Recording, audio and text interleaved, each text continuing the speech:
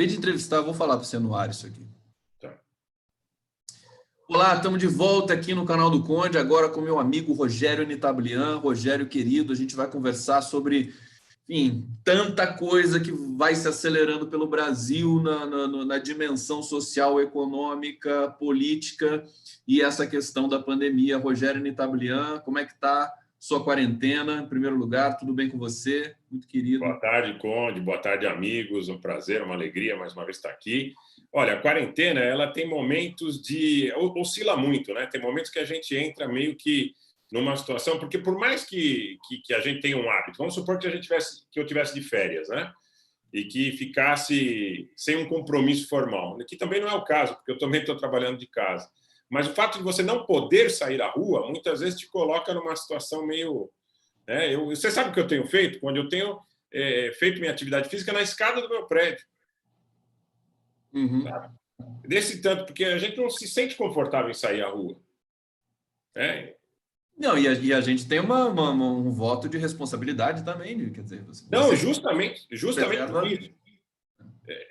Por exemplo, eu não me sinto à vontade de sair para dar uma corridinha na rua, porque eu acho que se você partir desse princípio, todo mundo teria direito, né? Exatamente. E isso agora há pouco para o meu filho. Ele falou: pai, por que não dá para dar uma trotadinha na rua aproveitando que está vazia? Eu falei: porque se todo mundo pensasse assim, a rua estaria cheia e a coisa estaria sendo descumprida. Mas é assim que funciona a cabeça dos indivíduos alinhados à direita, né? São individualistas, né? Eles não querem saber da coletividade e querem simplesmente produzir querem deixar extravasar seus desejos sem superego, que é o que prega o Bolsonaro. Isso é muito triste, né? Ainda bem que eu fico tão feliz de realmente ter acho que você também, né? Ter esse autocontrole, né? Falando, não posso, eu vivo numa sociedade, eu tenho de respeitar. Bonito isso que você está falando.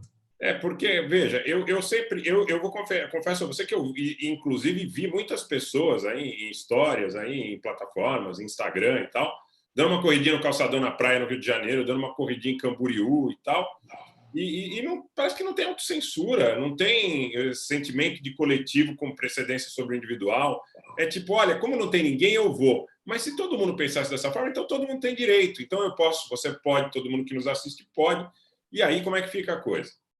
Daí você não tem mais controle, aí você tem uma situação de desorientação, né? Que é o que está acontecendo com o governo federal brasileiro. Eu quero vamos começar já assim, chutando com o pé no peito, voadora no peito. Rogério Nitablian, quero saudar todo mundo que está aqui. Estamos ao vivo no canal do Conde. Conde Anitta, nem sei que edição mais. Daqui a pouco a gente vai completar um ano, hein, Anitta? Eu acho que mais já, hein, Conde?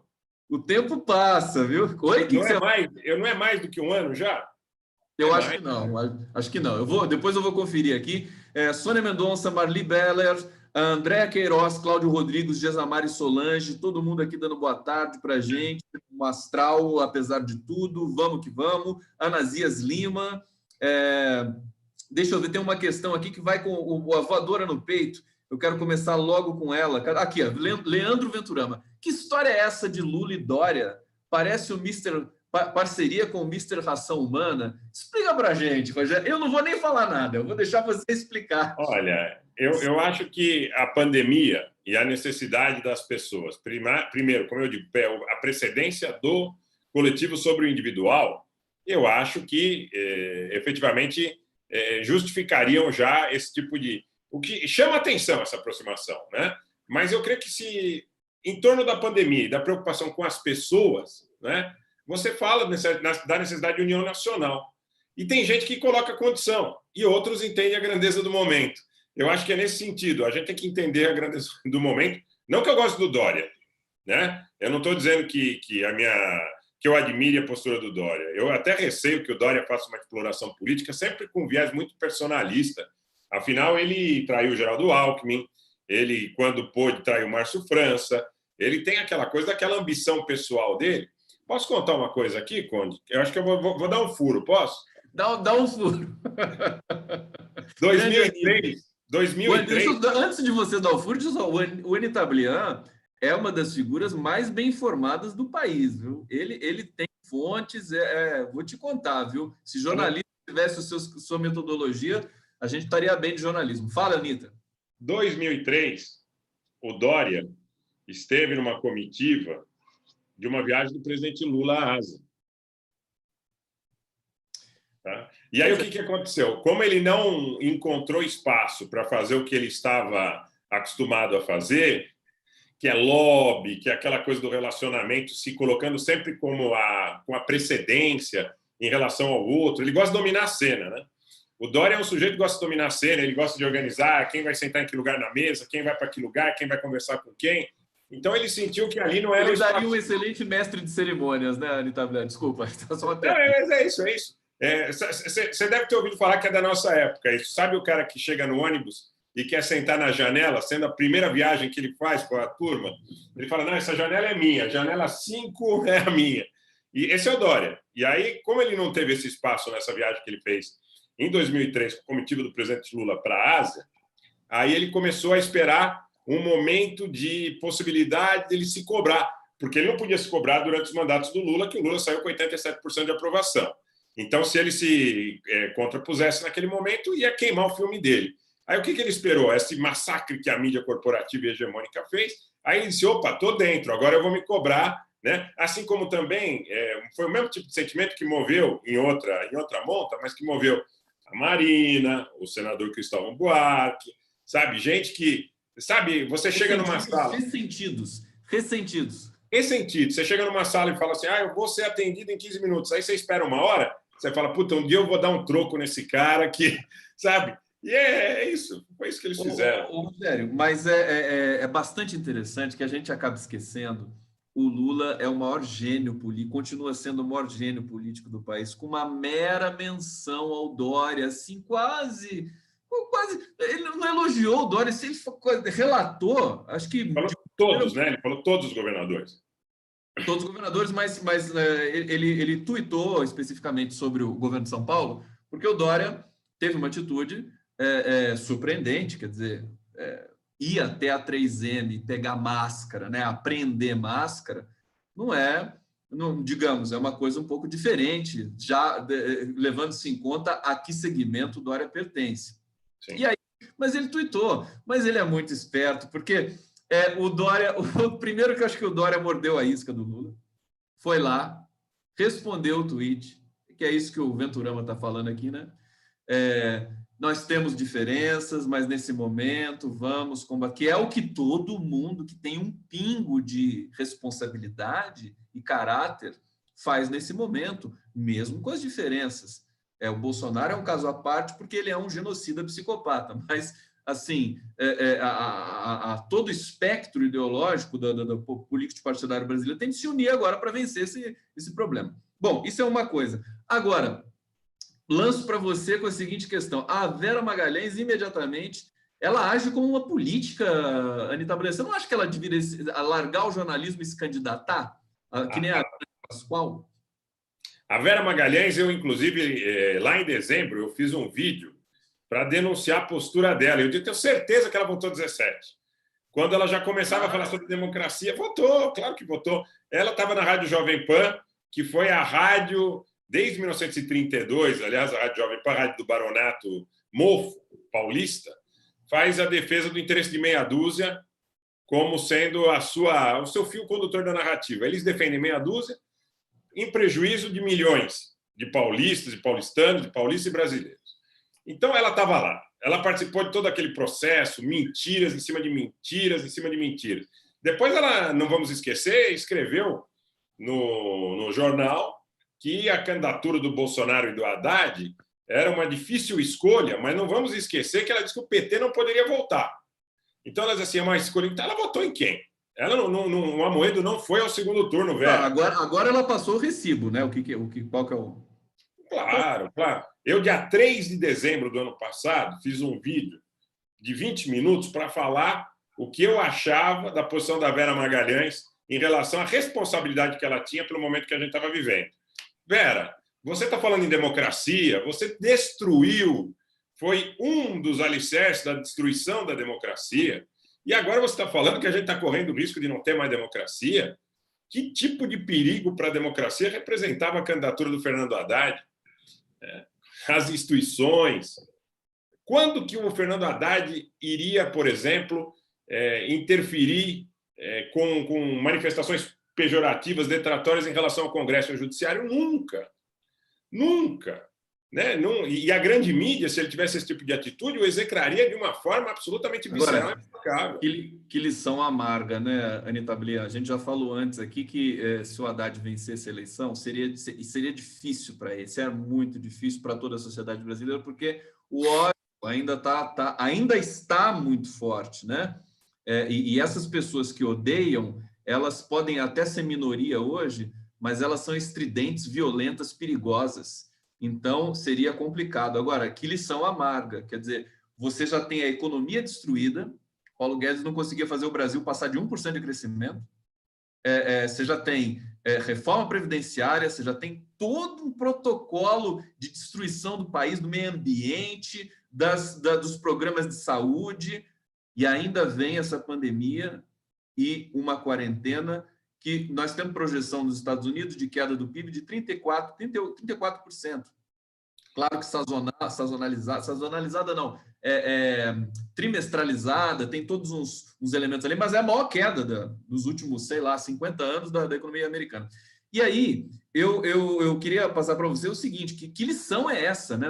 A gente está, aquela foto, por exemplo, do cemitério, como é que é, na Vila Formosa, né? O maior cemitério da América Latina, aquilo nós vamos ver cadáveres sendo empilhados e o governo ainda quer fazer uso político de comunicação de guerra, e agora nós temos também a estatística de guerra, sabia, Anita Blian? Daqui a pouco eu vou explicar. Sim, é fato. Eu creio que você fale sobre os casos de subnotificação e atraso, né? Isso, não, é que agora o governo, Ministério da Saúde, a imprensa nem se tocou disso ainda. Eu já publiquei 2 artigos sobre isso, que desde ontem estão tentando puxar o primeiro caso no Brasil de coronavírus para janeiro, para 23 de janeiro.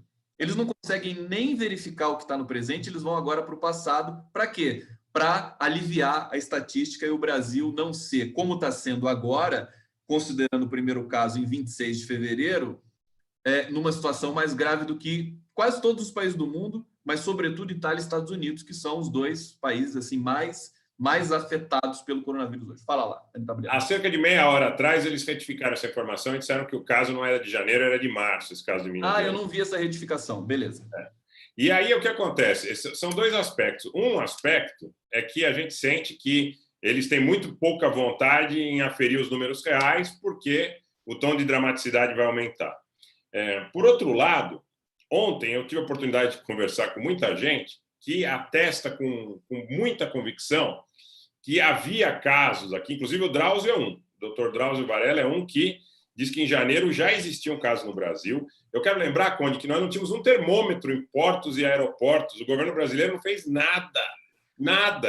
Quer dizer, a notícia é que em alguns setores, principalmente da classe média alta e da elite aqui de São Paulo, não querendo personificar nem estratificar, mas é uma referência real. Tinha gente com coronavírus frequentando ambientes de aglomeração de grande fluxo. Os exemplos, a gente tem alguns exemplos da família do Alphaville, com a babá, a gente tem alguns outros exemplos do empresário lá, que a mãe foi presidenta do Tribunal de Justiça do Ceará e que foi para a Bahia com 8 moças e contaminou uma funcionária. Ele foi com 8 moças e contratou 8 pessoas para trabalhar na casa dele no fim de semana. Você vê como essa nossa elite é interessante, né? 8 pessoas. Eu nem imagino que 8 pessoas possam fazer para servir uma casa no final de semana, sendo que vai o rapaz e 8 moças, né? Mas, enfim, sem esse aspecto extremamente pessoal, tinha gente aqui em São Paulo, na segunda quinzena de janeiro e na primeira quinzena de fevereiro, circulando em shopping center, em ambientes de aglomeração, com coronavírus. E por terem sintomas leves ou serem assintomáticos, quase assintomáticos, essa gente não se preocupou com a sociedade, sabe? E tem exemplo, você há de lembrar, acho que nós já falamos sobre isso aqui nos nossos encontros, do casamento da irmã da Gabriela Pugliese, lá na Bahia, né? Que infectou a Preta Gil, infectou a Gabriela Pugliese, infectou a filha do Salim Matar, não sei se você sabe desse detalhe, a filha do Salim Matar foi infectada nesse casamento, né? O apelido dela é Pingo, ela foi infectada nesse casamento. Então, o que acontece? Essa gente não estava preocupada em proteger o seu semelhante em relação àquela situação. Eu não sei se não tinha a dimensão da questão ainda, mas eu tenho para mim, que o governo foi muito negligente, Conde. Não tinha um termômetro em porto e aeroporto. Quer dizer, nem a temperatura de quem estava chegando no Brasil, da China ou da Itália, nos períodos onde já estava claro que vinha uma pandemia de caráter mundial, nem um termômetro tinha aeroporto, sabe? Nem um termo, nem uma quarentena, nada. Ou seja, quem tinha boa intenção, de repente fazia a quarentena. Quem não tinha, circulava em ambientes sociais e aglomerações. E aí a gente perdeu o controle, a gente tem transmissão comunitária. Hoje a gente não sabe, é difícil mensurar o número disso. O que as pessoas dizem, 70% da população, isso quem falou também foi a Angela Merkel na Alemanha, deve ter contato com o vírus para que a curva seja efetivamente descendente. Com 50% mais um, ela tem um platô e com 70% ela cai. Aí o que acontece? 70% dos brasileiros, aproximadamente 140 milhões, supondo que você tem um índice de letalidade real na faixa de 0,7% a 1%, que tem muitos casos que não são reportados, né? Você corre o risco de ter 1 milhão de vítimas no Brasil? Olha, eu acho que o cálculo é esse, né? E a sociedade brasileira está brincando de assistir o Bolsonaro. A sociedade brasileira está dormindo nesse momento, eu tendo a admitir. E é engraçado que quando você alerta com contundência, no tom, que eu acho que é esse tom que a gente tem de dar, as pessoas falam, você está entrando em pânico, não adianta mais. Esse discurso de você está entrando em pânico não encaixa mais. Rogério, eu vou passar para o bate-papo. Também quero destacar aqui essa notícia que eu falei para você, que me tomou conta da minha preocupação de ontem para hoje, e eu estou vendo que foi desmentido, mas olha, isso comprova, foi um tubo de ensaio. Eles jogaram essa história, falaram que foi engano, que 23 de janeiro, no erro sobre o primeiro caso do coronavírus do Brasil, como se confundiu janeiro com março? Pergunta Ana Lúcia Azevedo, do Jornal Globo. Foi tubo de ensaio. Por quê? Eles queriam manipular as estatísticas. E depois, eles são tão incompetentes, para falar a sinceridade para você, são tão incompetentes, que eles não calcularam o escândalo que seria se o primeiro caso brasileiro tinha sido 23 de janeiro, o carnaval todo, o Brasil já ter sido aquele carnaval que a gente assistiu, 1 milhão de pessoas juntas, né, nos blocos pelo Brasil todo. Muita gente especulou essa história. Você chegou a ver? Eu cheguei a ver essa coisa do carnaval, e eu também recebi muitas informações de pessoas que dizem que conviveram com pessoas oriundas, principalmente a negócios da China, né, e a turismo da Itália. E é hora que vem muita gente de fora para o Brasil, carnaval. E que tinha muita gente com coronavírus. Eu entendo o seguinte, que o grande problema da disseminação comunitária é baseado, claro que poderia chegar de qualquer forma, a vedação total é praticamente impossível, mas o grande problema da transmissão comunitária é o dado que você não controla as suas fronteiras. Quer dizer, entra e sai a casa da Maria Joana, entra e sai quem quer, como quer, responsabilidade cívica de parte dessas elites brasileiras é zero, e vamos contaminar todo mundo, e vamos contaminar babá, e vamos contaminar a moça que vai viajar no jatinho lá para a Bahia. O pensamento é assim, quem sobreviver, sobreviveu, né? As pessoas... A elite calcula isso no Brasil. Quem sobreviver, sobreviveu. Eles estão acreditando, Cone, que tem UTI nos hospitais, hotéis do Rio e de São Paulo para todo mundo, e não tem. Eles acham que eles vão ser privilegiados, né? E não tem. Anitta, deixa eu ir para o bate-papo, quero saudar o público aqui, sempre forte da nossa transmissão, deixa eu vir de baixo para cima. Maria Margarida, Gerro Moser, promessa de campanha do Bolsonaro matar os 30 mil. Se matar 1 milhão, cumpre a meta e ocupa ultrapassa muito, é um sucesso. Cumpre sua promessa com sucesso estrondoso. Está sendo aqui, como é que se diz, como é que é a palavra? Ácida, né? Maria Margarida. Maria Eugênia Bastos, foi em Minas Gerais o primeiro caso. Então, agora, o governo tinha lançado essa tese. A matéria do G1 está até agora lá, dizendo que foi dia 23 de janeiro. Mas ela estava muito cadente de credibilidade, né? Vera Barbosa tem de explicar para o Bozo o mentecapto, que é o achatamento da curva e reconversão da indústria. Imagina o Bolsonaro, ele tem extrema dificuldade. A gente tem relatos que ele não entende o que se explica para ele na área econômica, na área social. Imagina agora tendo de gerenciar, Anita Blian, um desafio desse tamanho. O Nassif, já passo para você, o Nassif disse ontem que, anteontem, né, não é o presidente operacional do Brasil é o Braga Neto. E tem até um nome para o cargo, ele é ministro da Casa Civil, mas Estado-Maior do Planalto. Eles estão chamando assim o lugar que ele está ocupando lá. Ou seja, o Bolsonaro virou patumão, que a gente já vai falar da popularidade que despencou. Mas o que você acha dessa informação do Braga Neto como presidente de fato no Brasil nesse momento? Eu lamento profundamente que se naturalize isso, que se normalize isso, porque esse é mais um aspecto de afronta à Constituição.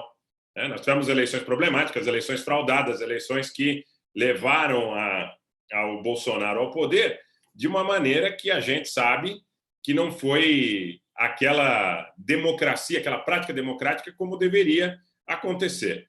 Na realidade, não bastasse esse fato, agora brincam de utilizar altos mandos militares para comandar cargos públicos de relevo. Você tem um comando de cargos públicos de relevo atribuídos a militares, sem que a Constituição lhes assegure essa condição.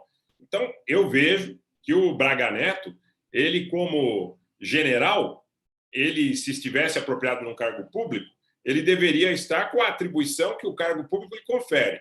Como um presidente da República, chefe de uma junta militar, eu acredito que é mais uma afronta à Constituição. E você vai normalizando isso. Hoje tem muita notícia na mídia hegemônica que dá conta que o Mandetta foi procurado por generais para explicar para ele o que ele deveria responder, o que ele deveria falar.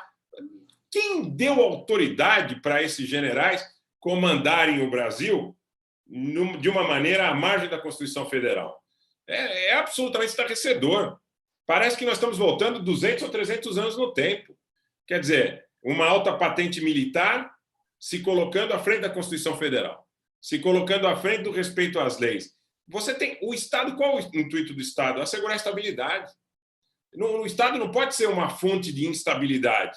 Altos mandos militares, quando, eu insisto, lá no Haiti, eles cumpriram a tarefa que lhes foi designada, segundo eles, e eles dizem que lá foi possível cumprir porque tinha um excludente de antijuridicidade.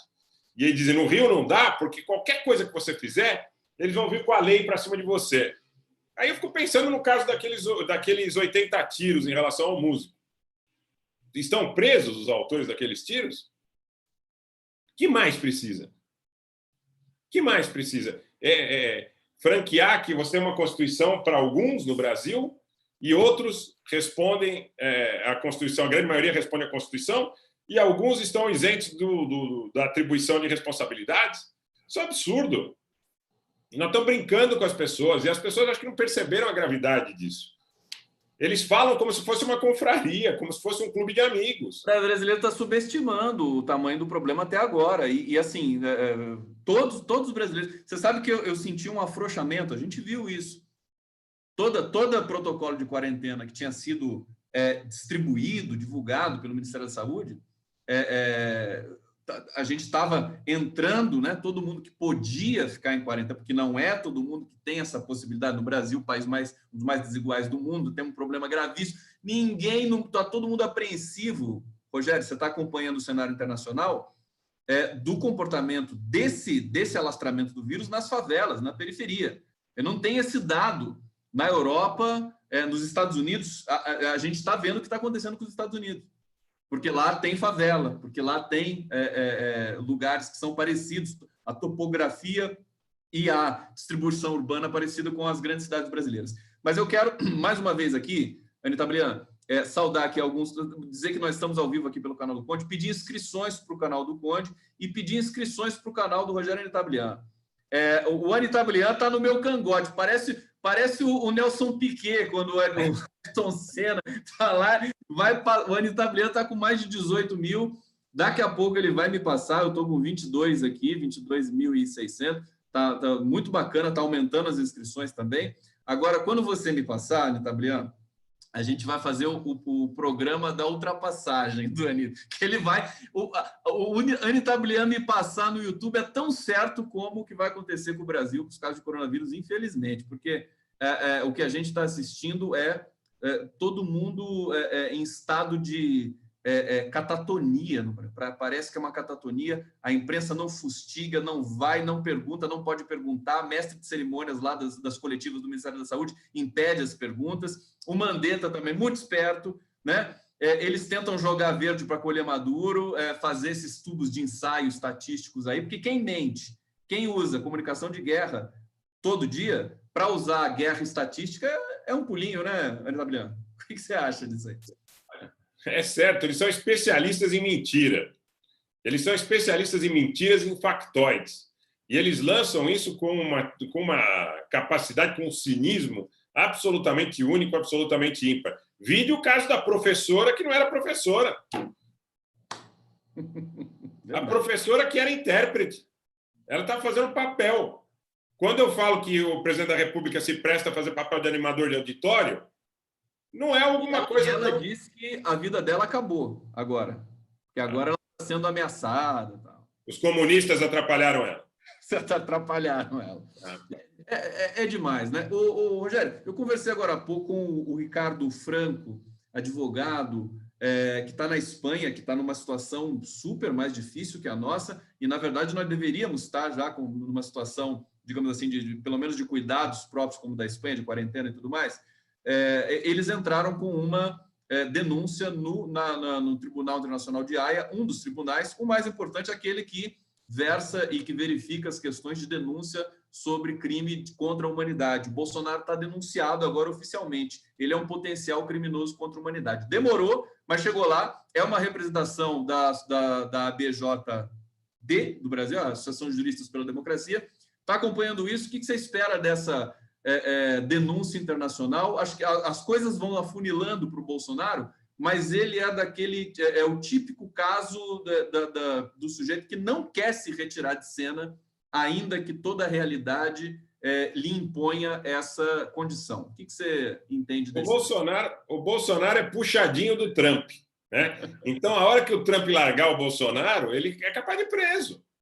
Eu não acho que... Porque eu sempre briguei muito e dizia, olha, o pessoal está falando muito da milícia, da milícia, da milícia, da milícia. Sem a cobertura desse agente estrangeiro, desses agentes nacionais também externos à democracia, o Bolsonaro com a milícia mequetrefe, eles não são mais do que chão de fábrica desse golpe no Brasil.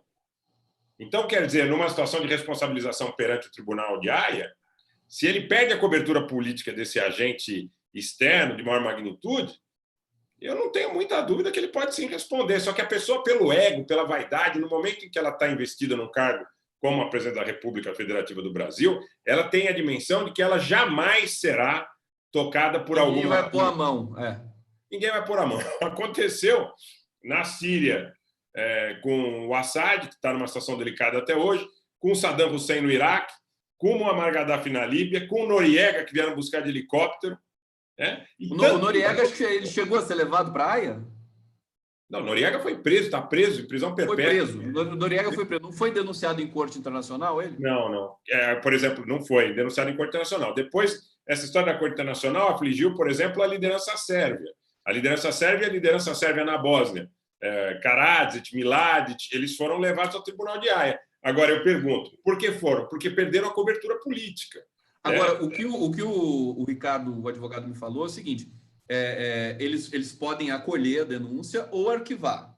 Eles podem arquivar e depois desarquivar. Se eles acolherem e eles derem prosseguimento e chegarem à conclusão de que o Bolsonaro tem de se apresentar, tem força de... não é que nem a ONU, eles têm força de detenção, né? E o Brasil é signatário. Eu perguntei para ele, mas você sabe como é que está o Brasil, a justiça avacalhada e tudo mais, né? Ele falou, olha, isso, enfim, você tem problemas, você tem ditadores que foram denunciados e que nunca foram levados e tudo mais, mas o protocolo é esse. Ele pode ser, se ele não quiser se apresentar voluntariamente, ele pode receber se realmente ser detido e levado para a Corte Internacional. Passo para você. Eu acho que o Bolsonaro, no status atual, ainda, mesmo que houvesse um acolhimento da denúncia, não seria tocado por isso nesse instante. Uhum. Mas é o que eu digo, se ele perde a cobertura política desses altos mandos militares, dessa turma que comandou a MINUSTAH no Haiti, dessa turma que está mandando no Brasil, Braga Neto, Heleno e outros, né? Ramos e outros agentes importantes no governo, se ele perde essa cobertura, eu acho que não tem quem o defenda com expressão para evitar qualquer tipo de coisa nesse sentido. Eu insisto, ele se sente muito, até porque ele é um sujeito limitado. Ele não consegue ver os exemplos das outras pessoas, né? Como, por exemplo, o ex-presidente Collor, aqui no Brasil, também se sentiu tocado. Ele não tem a alteridade, né? Não tem esse dispositivo. Não tem. Ele não consegue enxergar que, olha, hoje eu estou por cima, mas amanhã eu posso estar por baixo. Ele acha que essa situação de presidência da República, aquela meia dúzia de fãs exaltados que ele tem no cercado...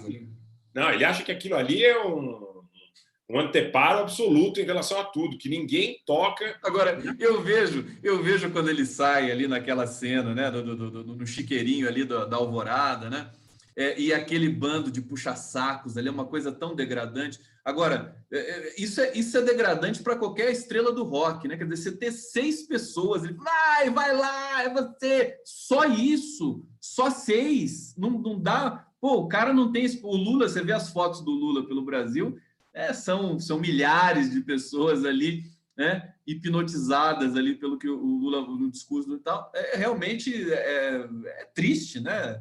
Agora, tem um detalhe. O Sérgio Moro, ele falou recentemente, estava no Twitter, eu não sei se você teve a oportunidade de assistir, ele dizia no Twitter que o brasileiro que descumprir a regra em relação a esse aspecto da aglomeração, ele pode ser detido por força policial. Já deve ter o Bolsonaro, né? Exatamente. À margem da lei, ele fica sujeito a responder um processo e pode até responder sendo preso. E nessa mesma fala tem uma montagem que mostra o Bolsonaro cumprimentando as pessoas. Ainda ontem, ele deu a mão para as pessoas que estavam ali. Quer dizer, é um protocolo que aqueles que são mais liberais em relação à pandemia que a gente vem vivendo, né, e a maneira de enxergá-la, dizem, olha, dar a mão não pode. E ele fez questão de dar a mão para mostrar que ele não se... Eu tenho certeza que ele está imunizado. Absoluta. Rogério, explica uma coisa para mim, por favor. Eu tô vendo aqui, a gente vê tanta notícia e tal, essa coisa do dia 5 de abril, eu até deixei para depois, estou vendo agora, quer dizer, eles estão a sério pensando em sair no domingo às ruas para defender o Bolsonaro? É sério isso? Eu acho que ele está procurando um pretexto para agudizar o regime, porque eu temo quem o patrocine. Sabe? Não tenho convicção de que ele esteja isolado contra altos mandos militares. Se assim fosse, não faltaram motivos, né? Porque vamos pensar o seguinte, um sujeito que tem muita influência nesses altos mandos militares é o Santos Cruz. Veja como o Santos Cruz saiu do governo.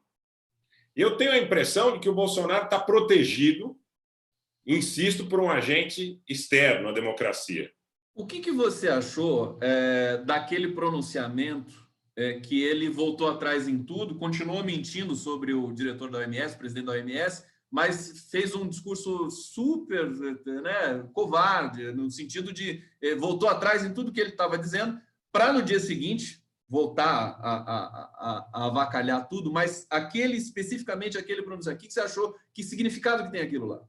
Eu achei que dá margem a muita ambiguidade, porque ao mesmo tempo que ele fala sobre a necessidade de que não existe um remédio comprovado, que o resultado da cloroquina é promissor e que há necessidade das precauções serem tomadas, ele insiste de outra maneira que há um problema em relação à economia que quase que não pode ser bancado pelo Estado.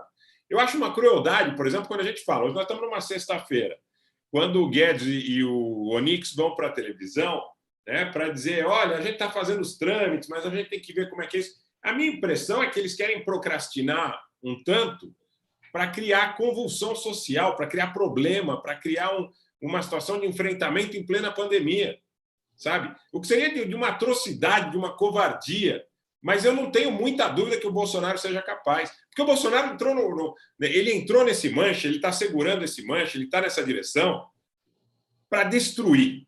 não para construir. Ele quer criar frição na sociedade brasileira, ele quer criar desajuste. Por isso, outro dia, eu vi um post no Twitter, e aí estava lá o mapa do Nordeste, falando sobre o consórcio Nordeste e tal. E eu disse, olha, eu acho isso aí bacana, mas o mapa cindido do Brasil eu não gosto. Porque a gente não sabe qual é a intenção dessa gente que está no governo. A gente não sabe se amanhã depois eles podem dizer, olha, o problema é com os governadores do Nordeste.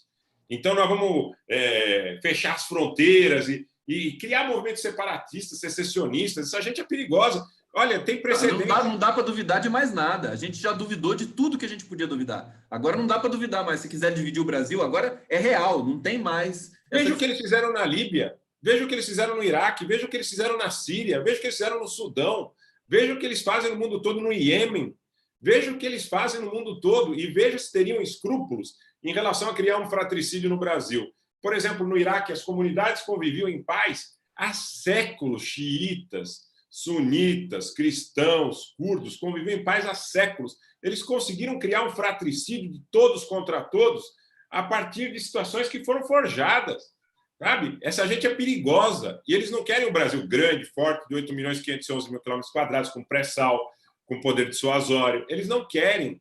E colocaram um agente provocador na presença da República. Esse é o meu grande... E o empenho que a gente tem quando a gente está denunciando isso faz muito tempo, desde os primórdios da campanha eleitoral. E parece que as pessoas não conseguiram compreender a gravidade da dimensão do que parece que agora se avizinha. Imagina se saem pessoas às ruas no dia 5 e um governador de estado pede para que os líderes do movimento sejam presos. E se há algum tipo de resposta armada? Vamos lembrar, os fuzis que foram suscitados na época do Rony Lessa, ninguém mais falou. Mas os fuzis eram dos estadunidenses? Não, eram réplicas, eram falsos, e sumiu, o assunto acabou. Sabe? E quem não diz, quem nos assegura que não podem aparecer malucos aí armados, dizendo que são patriotas e que estão defendendo o presidente da República? E a gente sabe que as polícias militares têm uma certa organização nesse sentido, miliciana, que se espraiou. A gente viu o que aconteceu no Ceará. A gente sabe que o assassinato, né, do Adriano de Nóbrega, lá na Bahia, está sem explicação até agora. A gente sabe que o assassinato da Marielle Franco, a execução, e do Anderson Gomes também estão sem explicações até agora. Então, é um coquetel de morte. É terrível. Toda vez que a gente vai se debruçar para olhar a situação brasileira, é o vírus, é a economia, é o genocídio. A gente está tendo casos hoje de garimpeiros que estão aproveitando a pandemia para invadir reservas indígenas para fazer garimpo. A gente está tendo casos de fazendeiros bolsonaristas que estão tocando fogo na floresta de novo. Por quê? O Brasil não tem como mais, a imprensa não vai cobrir esse tipo de coisa diante da ameaça que nós estamos enfrentando. Anita, quer complementar? Não, eu acho que a gente tem um outro problema aí, Conde. O problema da possibilidade de que, nesse intervalo, exista a figura do mercenário. Eu estou sendo muito enfático em relação a esse ponto, porque eu sou uma pessoa que me debruço há muitos anos para estudar o que acontece nos países do Oriente Médio, especificamente, mas também da África, e da África tanto magrebi como subsaariana, e vejo que nesse tipo de conflito que se avizinha, quando você começa a criar frição na sociedade, tem a possibilidade... O Brasil está entrando nesse grupo, né? Do agente provocador. Então, ele pode haver, por exemplo, uma tentativa de coibir essa manifestação louca do dia 5, né? E, de repente, sai um tiro, uma violência, uma explosão, um ataque, alguma coisa nesse sentido, e que você não sabe de onde veio. Né? Porque como é que você conflagrou os iraquianos xiitas contra os iraquianos sunitas? Se eles viveram em paz durante tanto tempo. Você os conflagrou a partir de false flags, de bandeiras falsas. Você pegava, enchia um carro de mercenários, esses mercenários iam lá, promoviam um ataque num determinado lugar e diziam, foi tal comunidade que atacou. E aí ele vai criando uma situação que acaba tomando a sua própria dinâmica, a sua própria engrenagem, porque vai haver represália, aí já foge do controle. Essa represália vai ter uma tréplica, e aí a coisa caminha. A coisa se desencaminha de uma vez. Eu tenho muito medo de bandeiras falsas no Brasil. Quero lembrar que essa gente é a gente que estava do lado do Silvio Frota, por ocasião da tentativa de derrubar o Geisel. né? Da história da bomba em banca de jornal, da história da bomba no Rio Centro, da história do gasômetro. Não é gente que está aí para construir, é gente que está aí para trazer a instabilidade à sociedade brasileira. A gente tem que ficar muito, muito, muito esperto. Anitta, deixa eu fazer uma coisa nova aqui na nossa transmissão hoje. Vou colocar aqui os comentários. Olha que bonitinho que fica, ó. Colocar todos os comentários em caixa alta aqui, quer dizer, em imagem alta. Ó. Maria Eugênia Bastos, Diniz Bastos. Não temos que... como é que está aqui? Deixa eu ver. Espera aí, vou abaixar. Vamos começar de baixo para cima. Rafael Bellen. Teve gente que levou tiro na parede dos seus apartamentos por causa dos panelaços. Maria Eugênia Bastos. Verdade, Rogério. José Ascânio dos Santos, presidente Lula no Roda Viva, acontecerá? A gente pode até falar disso na sequência aqui. Deixa eu pegar outros comentários aqui. Doce crítica, Malafraude, o Malafaia sempre incitando a população também. Maria Eugênia dizendo, muito bom, Rogério. Gesamari Solange, Malafaia está chamando os fiéis para domingo. Vamos pegar essa sequência aqui. Mônica Braga, ele quer o caos. Maria Eugênia, sim, Rogério Boa. Maria Eugênia é fã do Rogério Entablian, né? Muito. Lavem Lula informações de alto nível. Olha que bonitinho o nosso bate-papo aqui da transmissão pelo canal do Conde. Peço inscrições para o canal do Conde e também para o canal do Anittablian. Rogério, eu ia te perguntar, você comenta esses comentários que eu trouxe aí, mas eu ia também pedir para você falar, deixa eu só localizar aqui. Ainda não era aprovação, a reprovação do Ministério. Fala dos comentários, a questão do Malafaia, essa questão desse suicídio, mais uma vez, nas ruas, está acontecendo. O pessoal no Twitter tem a hashtag lá, dia 5, vamos às ruas. É um nível de psicose, de delírio muito forte, né? Muito, muito lamentável tudo isso. Eu acho que esse comentário que diz respeito aí à situação que ocorreu em Perdizes é real. Eu não sei se tive a oportunidade de comentar no nosso programa, mas certamente comentei em algumas lives, que aqui no meu bairro, estou próximo da Avenida Paulista, aqui em São Paulo, capital, que aqui no meu bairro, onde Bolsonaro teve 75% dos votos no segundo turno da eleição presidencial de 2018, teve muito panelaço. Aliás, eu sempre digo que tem muito humorista batendo panela, então eu sempre tomo muito cuidado com relação a isso. Mas tudo bem. Excetuado esse aspecto, tem gente que coloca o hino do Brasil gritando mito, né? O que já seria por si uma situação bastante esquisita, né? Poderia fazer isso em outro momento, mas tem gente que faz ameaça, escondido atrás de janela, escondido atrás de cortina, de escuridão, dizendo vou dar tiro em comunista. Eu já fiz essa denúncia em lives. Eu já em mais de uma oportunidade eu não vi nenhum tiro, não ouvi nenhum disparo no meu bairro, não ouvi nada disso, mas já ouvi gente dizendo comunistas vão tomar tiro. Sabe? Pode ser uma bravata, pode não ser, pode ser mas que... a gente passou, desculpa, Rogério, mas a gente ultrapassou essa coisa da bravata porque a gente viu bolsonarista esfaqueando petista, assassinando, né? A gente viu isso acontecer demais, né? O Bolsonaro pegando... É tão escandaloso. Eu falei hoje para o advogado Ricardo Franco, há muito tempo o Bolsonaro deveria ter sido denunciado como... por crimes internacionais, crimes contra a humanidade. Agora, esse processo tende a ser agonizante, ainda mais demorado, né? Esticado, ainda mais com a situação que a gente está passando aqui no Brasil. Rogério, posso trazer... Vamos falar da queda de popularidade do Bolsonaro, que foi muito brusca, né?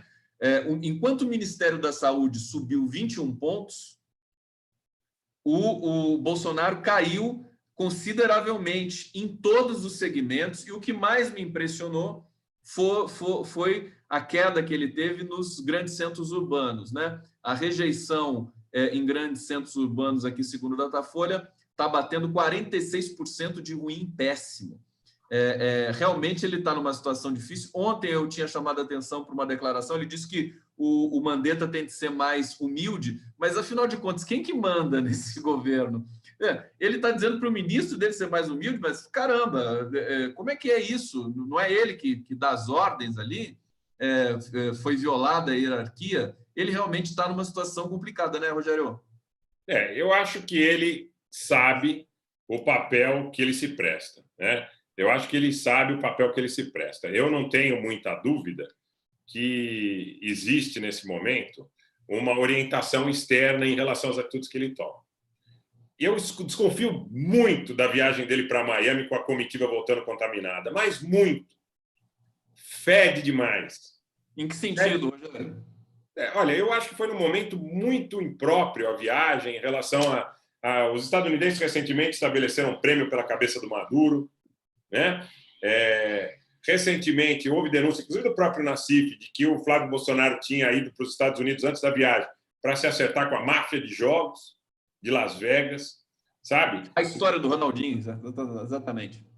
Então são coisas tão fétidas são tão superpostas que não dá margem a gente acreditar que algo de muito fora da margem da civilização e da legalidade tenha sido insetado nesse encontro. Afinal, o que o Trump vai falar para o Bolsonaro? Se não orientá-lo no sentido de quais são as diretrizes que ele deve cumprir para contemplar os interesses do Império Estadunidense e dos lobbies que comandam aquele país. Eu não tenho a menor dúvida disso. Eu acho que, como eu falo, olha, o Bolsonaro ele não é louco.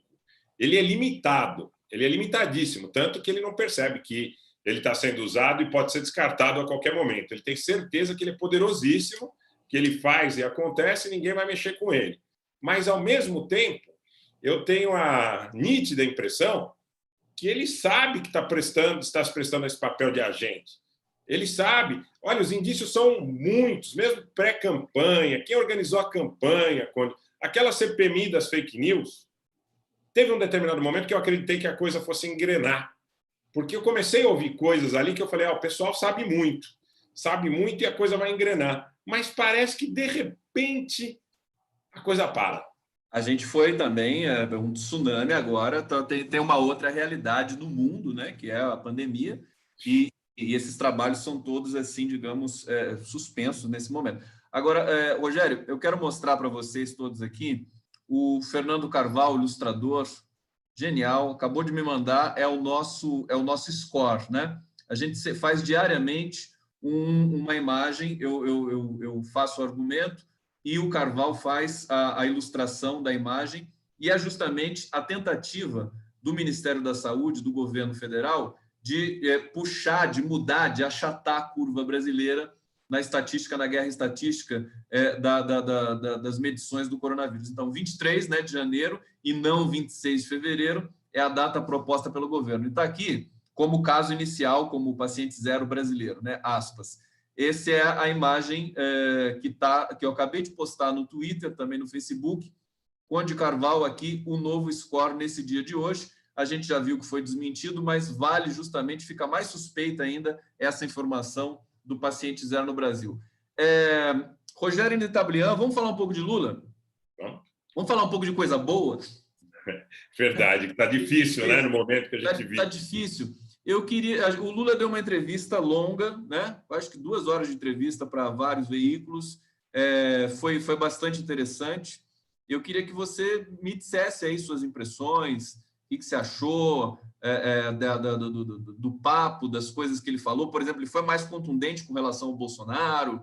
Fala um pouquinho dessa cena. É importantíssimo, Conde, é importantíssimo que o presidente Lula fale, que tenha espaço, que as suas redes sociais e a repercussão das suas falas seja proporcional à importância política que ele tem no Brasil. E eu acho que, para isso, nós temos que ter espaços reiterados para a reprodução dessa mensagem do presidente Lula, assim como ele teve a oportunidade de falar. Eu acho que foi 2 horas, foram 2 horas e 41 minutos de entrevista, eu vi há pouco, né? E a mensagem é muito positiva, a mensagem é positiva e propositiva, e também remete a um tempo em que o Brasil deu certo. Remetendo ao tempo que o Brasil deu certo, traz esperança para o povo brasileiro, que é uma coisa que falta hoje. A capacidade de ter esperança, de sorrir e sonhar. Em meio a uma crise financeira, política, de soberania, de inclusão social, e de repente a pandemia... Foi o que ele fez na crise de 2008. Ele evidentemente, ele deixou todo mundo, vamos lá, vamos vencer essa crise, né? E foi o que ajudou. Desculpa.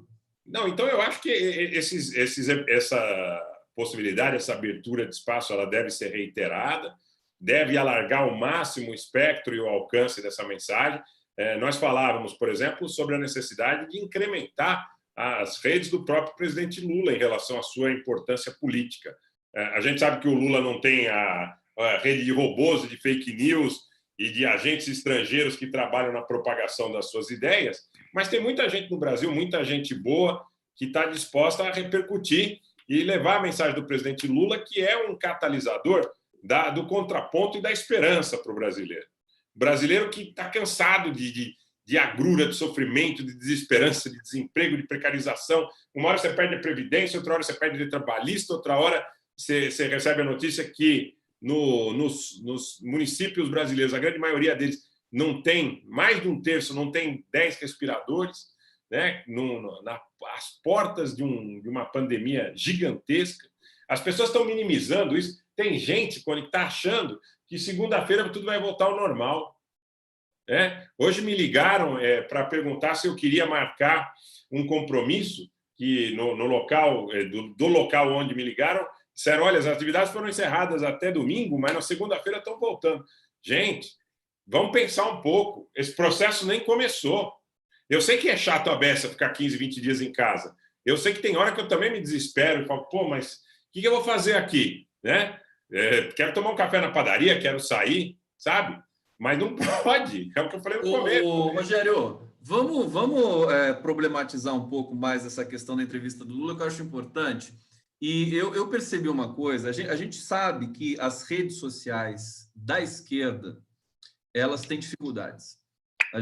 Nós estamos aqui, a gente briga, é um trabalho de formiguinha que a gente faz, mas eu faço com imensa satisfação, imenso prazer. Eu acho que não é só a quantidade que a gente deve buscar, eu acho que ficar escravizado pelo like, pela audiência, é uma coisa super chata, super ruim, faz perder a qualidade, faz, muitas vezes, setores da esquerda se equipararem ao bolsonarismo. Eu fujo desse lugar, eu gosto da qualidade com você, esse papo assim, qualificado. Vamos conversar sobre o Brasil, vamos ser transparentes, vamos trazer teses, vamos trazer questões aí factuais da ordem do dia, dos fatos, das notícias, e vamos promover o debate. Não é para fazer igrejinha, não é para ficar todo mundo seguindo assim, daquele jeito passivo, não. É um segmento crítico, no sentido de seguidores críticos que a gente quer construir. Agora, é difícil. O Felipe Neto disse uma vez, sem querer também sacralizar o Felipe Neto, mas ele disse, a esquerda, uma coisa muito, muito certa para mim, a esquerda não gosta de internet, de rede social, porque a esquerda pensa, né? Gosta de livro longo, né? Marx, né? Adorno, gosta de questões mais complexas. E a direita nada de braçada, porque ali é tudo lacração, é tudo aquela linguagem. A gente percebe que a esquerda vai um pouco para esse lugar tentando emular essa estética da lacração. São vários desafios, eu estou fazendo várias questões aqui para você ao mesmo tempo, mas quando eu vi a entrevista do Lula, isso me preocupou um pouco, porque a gente vê que o alcance é limitado. E aí, o que a gente poderia fazer para amplificar, de fato, essa presença do Lula? Porque a gente vê no Twitter, eu acho que está excelente o que eles estão fazendo, porque no Twitter, essa história do Dória, né, levou o Lula, a Folha fez uma matéria hoje, o Lula furou a bolha com essa história do Dória. Está dando até agora no Twitter. Fala para a gente. Tem um ponto importantíssimo em relação ao que você suscita, que eu julgo que seja, ao invés de você se preocupar em equiparar a mensagem da direita, porque eu acho que não tem como, quando é que o presidente Lula se esforçasse para mandar uma mensagem parecida com a que eles mandam, ele não conseguiria, porque a mensagem deles carece de fundamento, carece de idoneidade, carece do preceito da dignidade, que, como o presidente Lula sempre bem diz, não é uma coisa que você possa comprar na 25 de março, nem comprar nem vender. Eu acho que nós temos um princípio baseado na ideia da qualidade que você suscita, que é a necessidade de não perder qualidade, ganhar capilaridade. O que é ganhar capilaridade? Talvez com o que nós temos hoje de possibilidade de retransmitir essa mensagem, levar essa mensagem para o maior número possível de formadores de opinião, para o maior número possível de pessoas que propõem o discurso, para que a gente também, no nosso meio, de alguma forma, democratize esta informação levada pelo presidente Lula, ganhando capilaridade, porque essa capilaridade vai levar a uma progressão exponencial da mensagem do presidente Lula. Então, acho que tem muita gente boa, estávamos bem representados na entrevista do presidente Lula anteontem, e ainda tem muita gente boa que caberia nessa conta para levar a mensagem do presidente Lula, buscando essa capilaridade, buscando entrar no Brasil profundo, buscando chegar ao Nordeste, buscando chegar ao Centro-Oeste, buscando chegar ao Sul. Eu acho que o Lula tem uma coisa, ele está sempre além, né, de toda, enfim, até dos especialistas, né, que a gente, enfim, convive. Eu acho que ele está sempre além. Acho que essa história do Dória, do elogio dele no Twitter, não foi bem o elogio, mas realmente fez mais barulho do que várias entrevistas que ele pudesse ter dado para as redes de esquerda. A verdade é essa, trepidou muito mais. Uma frase, um gesto. Por quê? A inteligência e a genialidade dele, o timing de saber a hora de lançar uma questão e de saber com quem ele está lançando essa questão e ver todo mundo mordendo a isca na sequência. Ele sempre fez isso a vida toda dele. Agora, eu acho que você também coloca uma questão importante, que é assim, levar a mensagem. O Lula poderia, em algum tempo, a depender do que vai acontecer com o Brasil, ele fazia isso sempre, ele gosta de fazer, de gravar mensagens para líderes, para lideranças que são próximas a ele, partidariamente, ideologicamente. Também não interessa. Até quando o Boulos foi candidato, saiu candidato a presidente da República, ele foi lá, deu um abraço no Boulos, a Manuela a mesma coisa, até com os adversários, porque existe respeito democrático. Então, eu acho que esse pulo do gato estratégico está pronto para ser dado ali pelo Lula mais uma vez. Acho que é ele que tem de ter essa grandeza de né, chegar perto de outros setores da própria, na cena da rede social, dos youtubers e tudo mais, e realmente fazer essa rede nacional, que mesmo que a esquerda não tenha essa vocação tão estridente da direita, de fazer a rede vibrar o tempo todo, mas eu acho que é preciso experimentar novos formatos. Rogério, para você, para a gente concluir nosso papo hoje aqui. Bom, eu concordo com você em relação a esse dado. Eu acho que esse dado da integração da sociedade, quando você diz, por exemplo, nas mensagens que o presidente Lula gravou para o Boulos, gravou para a Manuela, e mesmo em relação até aos adversários políticos, como você coloca essa sacada em relação ao Dória, essa sacada no sentido de mostrar. Eu não acho que seja só uma sacada para exposição midiática, porque isso aí é ele. Olha, é hora da... É espontâneo. Eu acho que a gente deve pensar em pessoas e depois em coisas. Primeiro em pessoas e depois em coisas. Então, isso é importante. E é importante, eu acho que o aspecto da capilaridade é um aspecto muito importante para combater, por exemplo, Eduardo Bolsonaro, que muitas vezes fala no Instagram para gente que tem 4, 5 mil seguidores no interior do Ceará. Claro que você não pode comparar a importância de uma figura como Eduardo Bolsonaro com a figura do ex-presidente Lula, mas é a questão do jogo de hoje, sabe? São as armas do jogo de hoje. Então, a palavra do Lula é muito importante, ela tem que chegar mais. Ela tem que chegar mais e, no meu entendimento, esse aspecto da capilaridade é fundamental. Eu quero, mais uma vez, Conde, agradecer, falar da minha alegria em participar desse papo. Eu já falei mais de uma vez e vou repetir, tem um dado de aspecto afetivo e sentimental muito forte para mim, porque você sabe, eu estava no Facebook e vim para o YouTube começando com as interações que a gente fez. Então, nunca é demais lembrar desse aspecto. E agradecer também o carinho das pessoas que aqui nos acompanham, convidar quem não conhece para se inscrever no meu canal, me seguir no Twitter, me seguir no Facebook, engrandecer as redes, porque nós precisamos estar irmanados numa hora em que estamos afligidos por uma crise que é política, financeira, sanitária sem precedentes e com as ameaças que eventualmente vêm daqueles que não prezam nem a democracia e muito menos o ser humano, aqueles que estão preocupados em reter poder político. A gente precisa estar junto, sem exceção, todos do mesmo lado. Ô, Rogério, permita-me, então, também dizer uma coisa para você. Você está fazendo um trabalho espetacular, eu estou vendo, você está fazendo entrevistas, é insano, eu sei o quanto isso dá trabalho, o pessoal aqui tem que saber, você gerar, fazer, preparar a live, não é qualquer coisa. Eu gosto de fazer o thumb bonitinho para ilustrar, tudo isso demanda uma energia. E você está fazendo isso também de uma maneira espetacular. Eu entrei no seu canal agora, vi que tem várias entrevistas ali. Fala só rapidamente para a gente as últimas entrevistas que você fez e como é que você está organizando isso. Uma das entrevistas mais recentes desses últimos dias foi com o Bem-vindo Sequeira, que está lá em Portugal. Bem-vindo, exatamente. Eu não consegui assistir. Foi boa? Foi boa, foi boa. Ele falou muitas coisas que realmente a gente identifica na sociedade brasileira, como esse egoísmo, esse ranço de parte da elite predatória brasileira, que tem uma dificuldade imensa em se integrar com o nacional e com o popular. E eu quero afirmar que você disse uma coisa que é muito verdadeira, sabe, Conde? Estou colocando o seu canal aqui, ó, só para o pessoal ver aqui o que está rolando. Ó. A entrevista com o Bem-vindo deve estar aqui embaixo. Espera aí. Acho que está em cima aqui. Aqui, ó. Está aqui.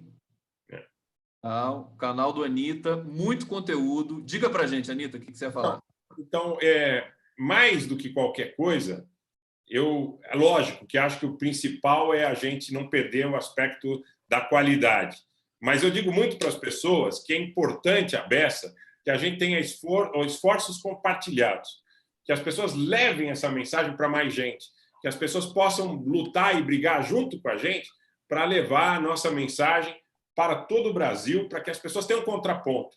Eu não quero que as pessoas concordem com tudo que é dito a partir do que nós colocamos, mas eu quero que elas tenham oportunidade de ouvir, sabe? E, nesse sentido, eu acho que o esforço coletivo faz muita diferença, gente. Vamos se inscrever no canal do Conde, no canal da Anitta Blian, vamos se inscrever. Ih, agora o Anitta pediu inscrição no meu canal, agora eu vou crescer. Oh, o Anitta é fenômeno. Ô, Anitta, seguinte, vamos dar trabalho para essa gente, Anitta. Vamos. Eu sempre... você é uma referência para mim, a gente trabalha até parecido, curto muito o que você faz, curto muito seu ritmo, sua musicalidade no discurso. E eu acho que assim, vamos ficar lá, vamos dando trabalho para essa gente, vamos incomodar até conseguir. Obrigado. Viu? Até a próxima. Valeu. Valeu.